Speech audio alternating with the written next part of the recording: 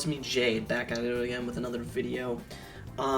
Today, games I have played. These are the games I've played through June. Haven't made a video like this in a while because, with this, I'm here to sadly announce that, yes, the Buried video is getting delayed. Nobody's surprised. It's like an hour. It's gonna be like an hour long. Let's get into the video with the games I've played, starting off with Hades. Yeah, I recently just bought this on my PlayStation 5. It was on sale for like 12 bucks. Might as well pick it up. Yeah, I only have good things to say about this game for the most part. Number one biggest praise. One sec, gotta drink water.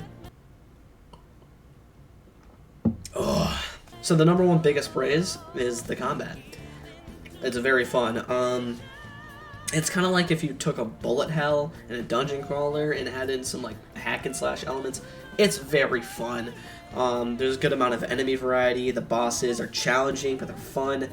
The weapons are cool, different variety across all of them. You know, you can have multiple different play styles. It's pretty fun. Dodging is great. Another big praise, the visuals, the music, the aesthetic, it's nice. It looks good. Next up, Red Dead 2 on PC. I played this game on PS4. It's a 10 out of 10.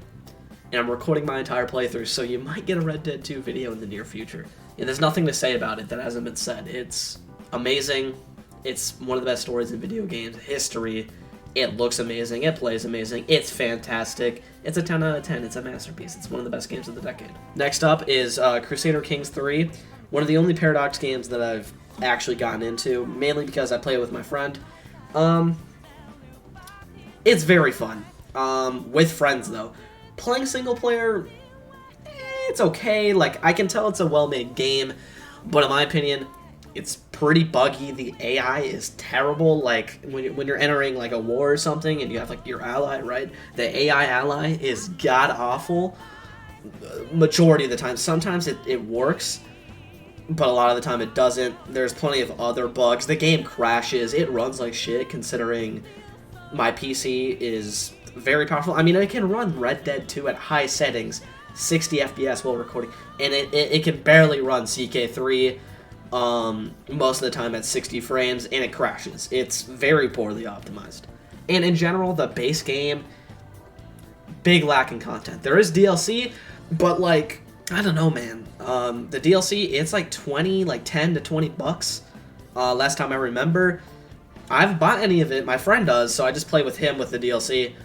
It's overpriced. Some of it is pretty good, though, so I will give it that. But honestly, I feel like a lot of this stuff should have been in the base game. Like the Royal Court, why isn't it in the base game? Why is it DLC? I don't know. It's still a fun time, though. I'll give it like a 7 out of 10. Next up, Terraria. Another water check. Terraria. It's a 10 out of 10. It's a masterpiece.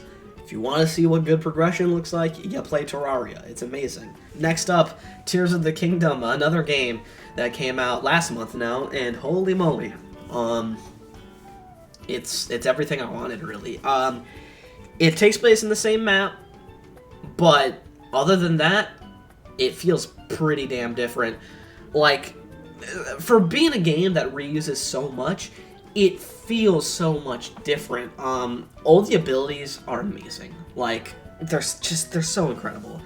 Ultra Hand, really fun to use. You can do some hog wild shit with that thing. Ascend, really cool mobility option. Recall, great for using puzzles, and it's also kind of nice in combat. Like, when enemies throw shit at you, you can just toss that back. Like, they'll throw a bomb barrel, recall it, you're all good. It's great. It's fantastic. The fuse, also amazing. You can create some stuff like fusing the rocket to the shield. You just launch up. It's amazing, man. The dungeons in the game are great, but getting to the dungeons, like doing the actual story stuff, this is where I feel like Tears of the Kingdom would have greatly benefited if they had voice acting and good voice acting, because I still think the voice acting here leaves a little bit to be desired. I feel like it's overall better than Breath of the Wild 1, because Breath of the Wild had, I'm gonna be honest, pretty bad voice acting. But here, there are some highlights. I think Zelda's voice actor does better. I like Tulin's voice actor. Yunobo's voice actor, ugh, not good. Not good. No, I'm sorry, not good. So I wish that in just normal dialogue during the story, like story dialogue missions. I don't care if the side quests don't have any voice acting. That's fine. But during the main story shit, I would have liked more voice acting. It would make me more engaged because I don't really care for the story in this game. It's not like bad. It's better than Breath of the Wild. I think there's more interesting themes. I think the cutscenes are better. I think it's more epic. I like the final battle a lot. I don't know. I get bored from the story. It's not that amazing. But at the end of the day, it's an amazing game. It's a masterpiece.